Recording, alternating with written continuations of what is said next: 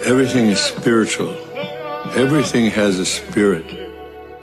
Everything was brought to you by the Creator, the one Creator. Some people call him God. Some people call him Buddha. Some people call him Allah. Some people call him other names. We call him Tonkashila, grandfather. We're here on Earth only a few winters. Then we go to the spirit world.